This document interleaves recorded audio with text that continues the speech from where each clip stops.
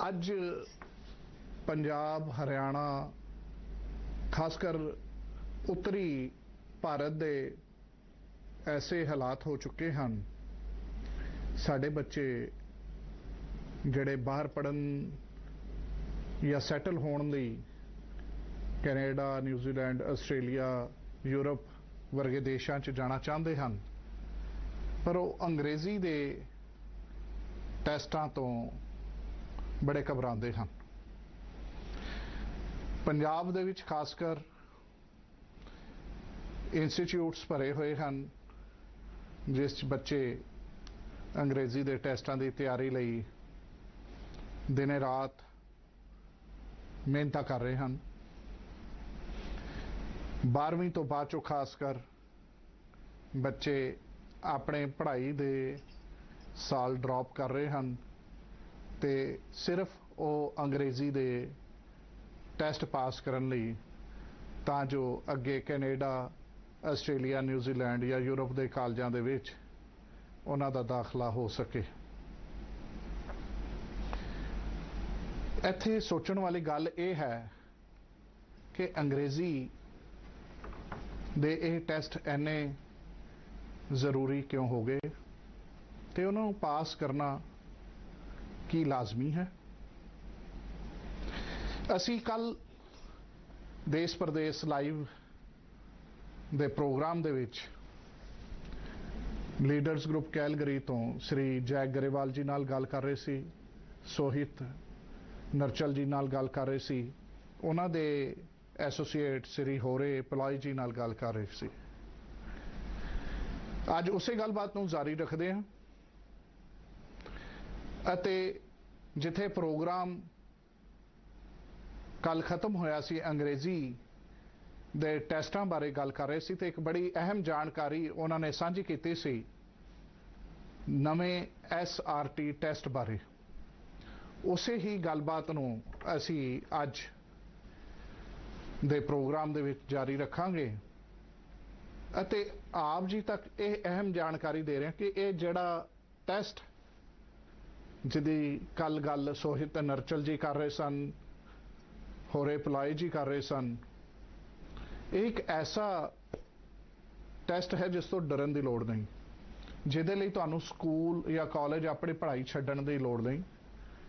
ਤੁਸੀਂ ਆਰਾਮ ਨਾਲ ਘਰ ਬੈਠਿਆਂ ਉਹਦੀ ਤਿਆਰੀ ਕਿਵੇਂ ਕਰ ਸਕਦੇ ਹੋ। ਸੋਹਿਤ ਨਰਚਲ ਜੀ, ਕੱਲ ਦਾ ਸਵਾਲ ਦਾ ਜਵਾਬ ਤੁਸੀਂ ਦੇ ਰਹੇ ਸੀ, ਤੁਸੀਂ ਜਾਣਕਾਰੀ ਦੇ ਰਹੇ ਸੀ SRT ਟੈਸਟ ਬਾਰੇ ਤੇ ਮੇਰੇ ਸਵਾਲ ਤੁਸੀਂ ਹੁਣੇ ਪ੍ਰੋਗਰਾਮ ਦੀ ਸ਼ੁਰੂਆਤ ਦੇ ਵਿੱਚ ਸੁਣ ਹੀ ਚੁੱਕੇ ਹੋ। ਮੈਂ ਚਾਹਾਂਗਾ ਉਹ ਸਾਰੀ ਜਾਣਕਾਰੀ ਤੁਸੀਂ ਸਾਡੇ ਦਰਸ਼ਕਾਂ ਨਾਲ ਇਸ SRT ਟੈਸਟ ਬਾਰੇ ਸਾਂਝੀ ਕਰੋ ਜੀ। ਇਹ ਤੁਹਾਡੇ ਸਕਿੱਲਸ ਨੂੰ ਟੈਸਟ ਕਰਦਾ ਹੈ, ਚਾਹੇ ਉਹ ਰੀਡਿੰਗ ਹੋਵੇ, ਰਾਈਟਿੰਗ ਹੋਵੇ, ਲਿਸਨਿੰਗ ਹੋਵੇ, ਰਾਈਟ। ਸੋ ਜੋ ਵੀ ਇਹਦਾ ਐਸਪੈਕਟ ਹੈਗਾ ਇਹਨੇ ਟੈਸਟ ਕਰਨਾ। ਇਹ ਤੇ ਸਾਰੇ ਤੋਂ ਚੰਗੀ ਚੀਜ਼ ਜੋ ਮੈਂ ਦੇਖੀ ਆ ਇਹ ਆ ਕਿ ਜਦੋਂ ਤੁਸੀਂ ਇੱਕ ਵਾਰੀ ਟੈਸਟ ਦੇ ਕੇ ਆ ਜਾਂਦੇ ਹੋ, ਪਹਿਲੀ ਗੱਲ ਤਾਂ ਤੁਹਾਨੂੰ ਰਿਜ਼ਲਟ ਇਹਨੇ 10 ਜਾਂ 15 ਮਿੰਟ ਦੇ ਅੰਦਰ ਦੇ ਦੇਣਾ ਆ, ਕਿਉਂਕਿ ਆਰਟੀਫਿਸ਼ੀਅਲ ਇੰਟੈਲੀਜੈਂਸ ਦੇ ਥਰੂ ਤੁਹਾਡਾ ਰਿਜ਼ਲਟ ਰਾਈਟ ਵੇ ਤੁਹਾਡੇ ਕੋਲ ਆ ਜਾਣਾ ਹੈ, ਠੀਕ ਹੈ। ਦੂਜੀ ਗੱਲ, ਜਿਹੜਾ ਟੈਸਟ ਦਿੱਤਾ ਆ ਇਕੱਲੇ ਇਹਨੇ ਸਕੋਰ ਨਹੀਂ ਤੁਹਾਨੂੰ ਦੱਸਣੇ, ਇਹਨੇ ਦੱਸਣਾ ਕਿ ਤੁਹਾਡੇ ਵੀਕ ਪੁਆਇੰਟਸ ਕਿੱਥੇ ਆ ਤੇ ਤੁਹਾਨੂੰ ਕਿੱਥੇ ਕੰਮ ਕਰਨ ਦੀ ਲੋੜ ਹੈਗੀ ਆ ਹੋਰ, ਸੋ ਉਹਦੇ ਤੇ ਤੁਸੀਂ ਕੰਮ ਕਰ ਸਕਦੇ ਹੋ। ਤੀਜੀ ਗੱਲ, ਜਿਹੜਾ ਕਿ ਅਸੀਂ ਇਹਨੂੰ ਮੋਨੀਟਰ ਕਰ ਰਹੇ ਹਾਂ, ਅਸੀਂ ਬੱਚਿਆਂ ਨੂੰ ਇੱਕ ਮੌਕਾ ਦੇਵਾਂਗੇ ਕਿ ਤੁਸੀਂ ਇੱਕ ਟੈਸਟ ਰਜਿਸਟਰ ਕਰਨ ਦੀ ਬਜਾਏ ਤੁਸੀਂ ਇੱਕ ਮੈਂਬਰਸ਼ਿਪ ਲੈਣੀ ਹੈ ਇੱਕ ਪ੍ਰੋਗਰਾਮ ਵਾਸਤੇ। ਉਸ ਪ੍ਰੋਗਰਾਮ ਦੇ ਅੰਦਰ ਤੁਹਾਡੇ ਕੋਲ 2 ਟੈਸਟ ਦੇਣ ਦੀ ਚਾਂਸਸ ਜਾਂ ਅਵੇਲੇਬਿਲਿਟੀ ਹੋਣੀ ਹੈ। ਪਹਿਲਾ ਟੈਸਟ ਦੇ ਕੇ ਆਓ, ਆਪਦਾ ਰਿਜ਼ਲਟ ਲਓ, ਤੁਹਾਡਾ ਰਿਜ਼ਲਟ ਆ ਗਿਆ ਕਿ ਹਾਂ ਤੁਸੀਂ ਇਹ ਵੀ ਗ੍ਰਾਮਰ 'ਚ ਮਿਸਟੇਕ ਕਰਦੇ ਹੋ, ਲਿਸਨਿੰਗ 'ਚ ਮਿਸਟੇਕ ਕਰਦੇ ਹੋ, ਉਹਦੇ ਤੇ ਵਰਕਆਊਟ ਕਰੋ। ਤੁਹਾਡੇ ਕੋਲ you will have like 15-20 days or 27 days more to rewrite this test again। ਫਿਰ ਤੁਸੀਂ ਪਤਾ ਕਿ ਤੁਹਾਡੀਆਂ ਗਲਤੀਆਂ ਕਿੱਥੇ ਹੋਈਆਂ, ਤੁਸੀਂ ਉਹ ਟੈਸਟ ਵਾਪਸ ਦਿਓ ਤੇ ਆਪਣਾ ਵਾਪਸ ਸਕੋਰ ਲੈ ਲਓ। ਹੁਣ ਇਹ ਇੱਕ ਹੀ ਲੌਗਇਨ ਆਈਡੀ ਦੇ ਥਰੂ ਹੋ ਜਾਣਾ ਹੈ, ਪਹਿਲੀ ਗੱਲ ਤਾਂ ਇਹ ਹੋਇਆ। ਇਹ ਸਾਡੇ ਟੈਸਟ ਦੇ ਨਾਲ ਤੁਹਾਨੂੰ ਇਹ ਫਾਇਦਾ ਆ ਕਿ ਤੁਸੀਂ ਜਦੋਂ ਟੈਸਟ ਦੇਤਾ ਕਿ ਸਾਡੇ ਕੋਲ ਜਿੰਨੀਆਂ ਇੰਪਲੋਇਰਸ ਆਰਗੇਨਾਈਜੇਸ਼ਨਸ ਹੈਗੀਆਂ ਨੇ, ਚਾਹੇ ਉਹ ਪਬਲਿਕ ਹੈਗੀ ਆ ਪ੍ਰਾਈਵੇਟ ਹੈਗੇ ਆ, ਜਿਹੜੇ ਵੀ ਆ ਟੈਸਟ ਨੇ ਇਕੁਇਵੈਲੈਂਸੀ ਆ ਜੋ ਮਾਨਤਾ ਦਿੰਦੇ ਆ, ਤੁਸੀਂ ਉਹਨਾਂ ਕੋਲੇ ਆ ਟੈਸਟ ਲੈ ਕੇ ਜਾਓ, ਉਹਨਾਂ ਨੇ ਤੁਹਾਨੂੰ ਕਹਿਣਾ ਹਾਂ ਠੀਕ ਆ, ਉਸ ਬੇਸਿਸ ਤੇ ਉਹਨਾਂ ਨੇ ਤੁਹਾਡੀ ਜੌਬ ਇੰਟਰਵਿਊ ਥੋੜੀ ਜਿਹੀ ਸੌਖੀ ਕਰ ਦੇਣੀ ਆ, ਜਾਂ ਤੁਹਾਨੂੰ ਬੈਨੀਫਿਟ ਹੋ ਜਾਊਗਾ ਕਿ ਹਾਂ ਤੁਸੀਂ ਆ ਟੈਸਟ ਦਿੱਤਾ। These people who are the talent, they're very talented, they're already working with all this other part of the countries, है ना, ਬ੍ਰਾਜ਼ੀਲ, ਮੈਕਸੀਕੋ, ਅਦਰ ਕੰਟਰੀ, ਜਿੱਥੇ ਸਾਰੀ ਯੂਨੀਵਰਸਿਟੀਜ਼ ਨੇ ਇਹਨਾਂ ਨੂੰ ਮੰਨਿਆ ਹੋਇਆ ਆ, ਟੈਸਟ ਇਹਨਾਂ ਦਾ ਚੱਲ ਰਿਹਾ ਆ, ਪ੍ਰੂਵਨ ਰੈਕਡ ਹੈਗਾ ਆ। ਸੇਮ ਚੀਜ਼ ਕੈਨੇਡਾ ਦੀ ਯੂਨੀਵਰਸਿਟੀ ਹੌਲੀ ਹੌਲੀ ਮੰਨ ਰਹੀਆਂ ਨੇ, ਕਈ ਗਵਰਨਮੈਂਟ ਆਰਗੇਨਾਈਜੇਸ਼ਨ ਵੀ ਸਾਡੇ ਟੈਸਟ ਨੂੰ ਮੰਨਦੀਆਂ ਨੇ, ਤੇ ਉਹਨਾਂ ਨੇ ਬਕਾਇਦਾ ਇਹਨੂੰ ਵੈਲੀਡੇਟ ਕੀਤਾ, ਉਹ ਕਹਿੰਦੇ ਕਿ ਟੈਸਟ ਦਿਓ ਤੇ ਤੁਸੀਂ ਸਾਡੇ ਕੋਲ ਆ ਜਾਓ। ਸੋ SRT test is another testing skills exam ਹੈਗਾ ਆ, ਜਿਹੜਾ ਪਾਸ ਕਰੋ ਤੇ ਤੁਸੀਂ ਆਪਦਾ, ਚਾਹੇ ਉਹ ਇਮੀਗ੍ਰੇਸ਼ਨ ਹੋਵੇ ਜਾਂ ਐਮਪਲੋਇਮੈਂਟ ਹੋਵੇ, ਤੁਸੀਂ ਆਪਦਾ ਦਿਖਾਓ ਤੇ ਆਪਦਾ build your future. Hore, like Mr. Jag has told about the SRT test, Yes. you are working internationally for human capital management, for international students, for investors, for immigration services.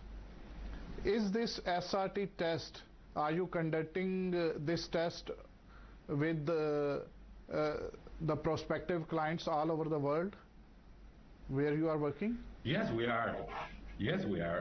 As I mentioned already, we have universities in Brazil that are already using it.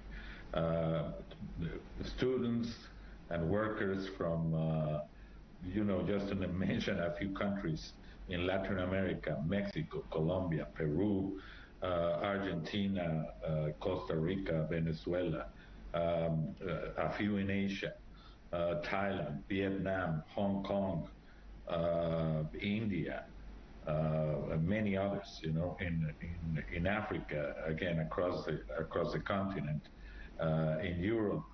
So yes, we have people taking SRT and using SRT for different purposes all over the world. Like you told about that employers or educational institutions, they are very much okay with this test. Is Immigration Canada is also considering this test for the immigration purposes?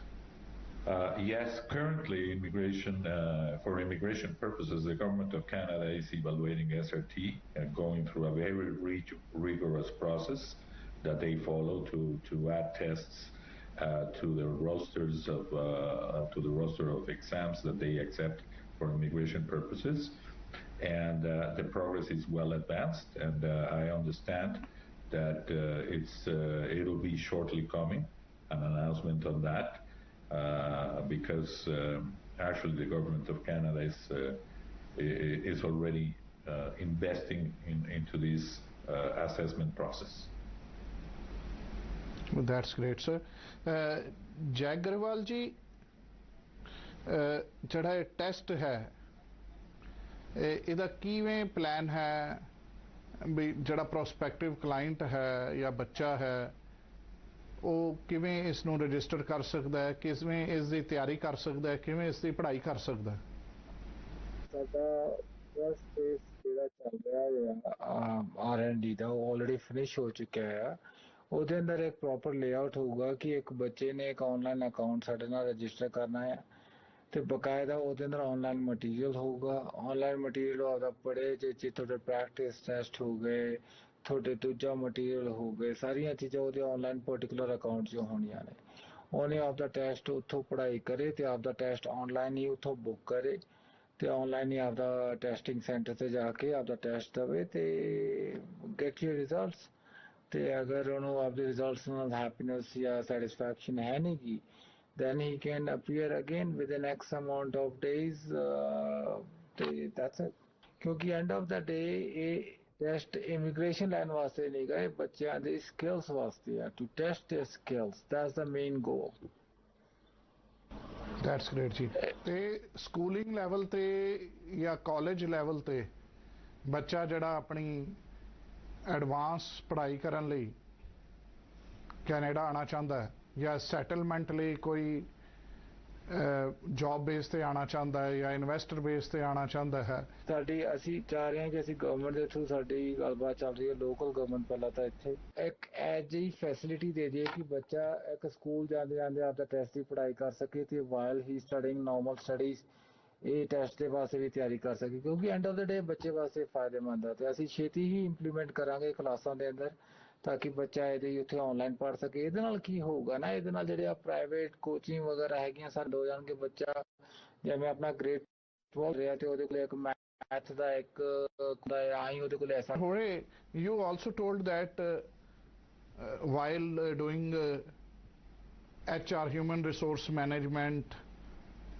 for other companies and working for international students, you are working very closely or dealing with immigration services also. Well, again, there are many different streams to come to Canada, right?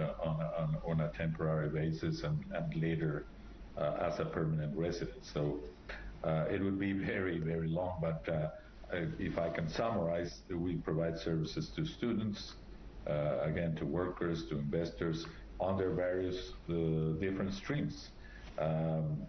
Again, a lot of people refer to each other and they say, oh, you know, this is what happened with my nephew or my uncle or whatever. You can use that experience to come to immigrate to Canada. That's not necessarily the case. In many cases, there are differences that might be very significant for each person and in each situation. So we look at the applicants, at the particulars of the applicant, and from there we define the various strategies that can be applicable to that person in particular. So again, from student visas to to work permits, to PR applications, to startup visas, there's many options that can be used for that purpose.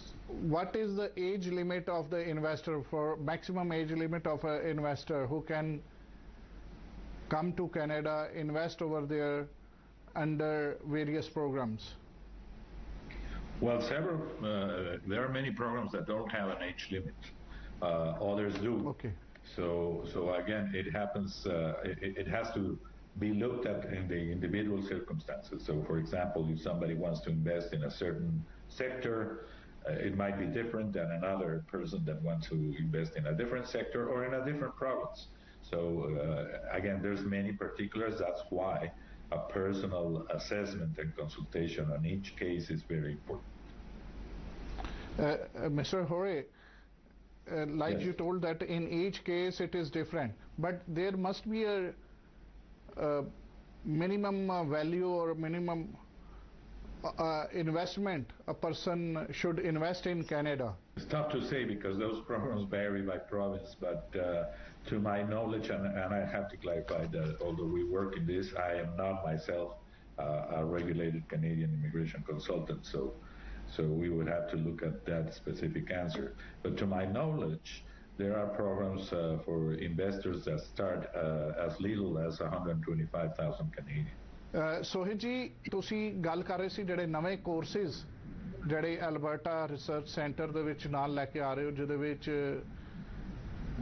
Students ਨੂੰ ਬੜੇ ਹੀ ਨਵੇਂ ਮੌਕੇ ਮਿਲ ਰਹੇ ਹਨ, ਕੀ ਤੁਸੀਂ ਇਹ ਦੱਸ ਪਾਓਗੇ? ਕਿਉਂਕਿ ਅੱਜ ਕੱਲ੍ਹ 2-3 ਪ੍ਰੋਗਰਾਮਸ ਜਿਹੜੇ ਜ਼ਿਆਦਾ ਮਸ਼ਹੂਰ ਨੇ, ਇੱਕ ਬੱਚੇ ਜਿਨ੍ਹਾਂ ਵੱਲ ਤਵੱਜੋ ਦਿੰਦੇ ਹਨ ਕਿ ਬੱਚਿਆਂ ਦੀ ਮੋਸਟਲੀ ਪ੍ਰੈਫਰੈਂਸ ਹੁੰਦੀ ਹੈ ਵੀ ਕੈਨੇਡੀਅਨ ਕਾਲਜ ਦੇ ਵਿੱਚ ਉਸ ਕੋਰਸ ਦੇ ਵਿੱਚ ਦਾਖਲਾ ਲਿੱਤਾ ਜਾਵੇ ਜਾਂ ਉਸ ਕਾਲਜ ਦੇ ਵਿੱਚ ਦਾਖਲਾ ਲਿੱਤਾ ਜਾਵੇ ਜਿਹੜੇ SDS ਸਕੀਮ ਦੇ ਅੰਡਰ ਨੇ, ਜਾਂ ਫਿਰ ਜਿਹੜੇ ਇੰਸਟੀਟਿਊਸ਼ਨ ਕੋਲ ਪੋਸਟ ਗ੍ਰੈਜੂਏਟ ਵਰਕ ਪਰਮਿਟ ਹੈ। ਐਲਬਰਟਾ ਰਿਸਰਚ ਸੈਂਟਰ ਦੇ ਵਿੱਚ ਜਿਹੜੇ ਕੋਰਸਿਸ ਤੁਸੀਂ ਚਲਾਓਗੇ ਉਸ ਦੇ ਵਿੱਚ ਬੱਚਾ ਜਿਹੜਾ ਦਾਖਲਾ ਲਏਗਾ ਉਹਨਾਂ ਵਾਸਤੇ ਕੀ ਤੁਹਾਡੇ ਕੋਲ ਸੋਲੂਸ਼ਨ ਹੈ ਉਹਨਾਂ ਦੀ ਇਸ ਕੁਐਰੀ ਬਾਰੇ? ਹਰੇਕ ਬੱਚਾ ਕਾਲਜ 'ਚ ਇਹ ਸੋਚ ਕੇ ਐਡਮਿਸ਼ਨ ਲੈ ਰਿਹਾ ਕਿ ਸਾਨੂੰ 2 ਸਾਲ ਦੇ ਬਾਅਦ ਸਾਨੂੰ ਪੋਸਟ ਗ੍ਰੈਜੂਏਸ਼ਨ ਵਰਕ ਪਰਮਿਟ ਵਿੱਚ ਹੈਗਾ ਕਿ ਨਹੀਂ ਹੈਗਾ। ਕੋਈ ਬੱਚੇ ਨੂੰ ਇਹ ਗਾਈਡੈਂਸ ਨਹੀਂ ਦੇ ਰਿਹਾ ਕਿ ਪੋਸਟ ਗ੍ਰੈਜੂਏਸ਼ਨ ਵਰਕ ਪਰਮਿਟ ਸਿਰਫ ਇੱਕ ਲਾਇਸੈਂਸ ਆ ਕੰਮ ਕਰਨ ਵਾਸਤੇ, ਨਾ ਕਿ ਤੁਹਾਨੂੰ ਕੰਮ ਮਿਲਣਾ ਆ। ਐਲਬਰਟਾ ਰਿਸਰਚ ਸੈਂਟਰ ਇੱਕ ਇਹੋ ਜਿਹਾ ਮਾਧਿਅਮ ਹੈਗਾ ਜਿਹੜਾ ਕਿ ਤੁਸੀਂ ਐਡਮਿਸ਼ਨ ਲੈਂਦੇ ਸਾਰ ਤੁਹਾਨੂੰ ਅਵੇਅਰਨੈਸ ਦਿੱਤੀ ਜਾਂਦੀ ਹੈ ਕਿ ਤੁਸੀਂ ਆਹ ਕਾਲਜ ਜਾਂ ਆਹ ਡਿਪਲੋਮਾ ਕਰਨ ਤੋਂ ਬਾਅਦ ਤੁਸੀਂ ਕਿਹੜੀ ਇੰਡਸਟਰੀ ਜਾਣਾ ਤੇ ਆਹ ਤੁਹਾਡੇ EMPLOYERS ਹੈਗੇ ਆ ਤੇ ਇਹਦੇ ਨਾਲ ਤੁਸੀਂ ਹੁਣੀ ਤੋਂ 22 ਘੰਟੇ ਆਪਦੇ ਕੰਮ ਕਰਨਾ ਸ਼ੁਰੂ ਕਰ ਦਿਓ ਤਾਂ ਕਿ ਜਦ ਤੱਕ ਤੁਸੀਂ ਗ੍ਰੈਜੂਏਸ਼ਨ ਲੈਣੇ ਹੋ ਤੁਹਾਡੀ ਇੱਕ ਫਾਊਂਡੇਸ਼ਨ ਬਣ ਜਾਂਦੀ ਹੈ ਆਪਦੀ ਬਿਲਡਿੰਗ ਖੜੀ ਕਰਨ ਵਾਸਤੇ। ਇਹ ਬਹੁਤ ਜ਼ਰੂਰੀ ਹੈ ਵੀਰ ਜੀ, ਕਿਉਂਕਿ ਹਜੇ ਤੱਕ ਸਿਰਫ ਐਡਵਰਟਾਈਜ਼ਮੈਂਟ ਤੇ ਸਿਰਫ ਐਡਮਿਸ਼ਨਾਂ ਲਈ ਜਾ ਰਹੀਆਂ ਨੇ ਕਿ ਹਾਂ ਇਹ ਕਾਲਜ ਦੇ ਅੰਦਰ PGWP ਹੈਗਾ ਕਿ ਨਹੀਂ ਹੈਗਾ। ਕਿਸੇ ਨੂੰ ਇਹ ਵੀ ਨਹੀਂ ਪਤਾ ਕਿ ਉਹ PGWP ਤਾਂ ਗ੍ਰੈਜੂਏਸ਼ਨ ਤੋਂ ਬਾਅਦ ਮਿਲਣਾ ਆ, ਇੱਕ ਵਰਕ ਪਰਮਿਟ ਹੁੰਦਾ, ਉਹਨੂੰ ਵਰਕ ਪਰਮਿਟ ਕਹਿੰਦੇ ਆ।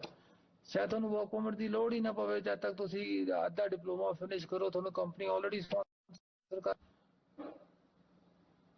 ਕਿਉਂਕਿ ਇਹ ਚੀਜ਼ਾਂ ਬਹੁਤ ਜ਼ਰੂਰੀ ਹੈ ਜੀ।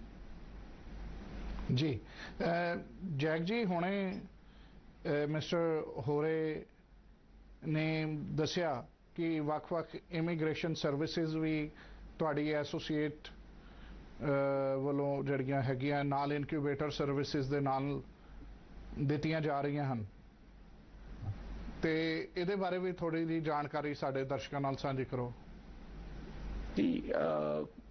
What Clearport does, Clearport has an extensive, vast knowledge about incubator services. What they do is this, ਅਸੀਂ ਇਹ ਐਗਰੀਕਲਚਰ ਦੇ ਅੰਦਰ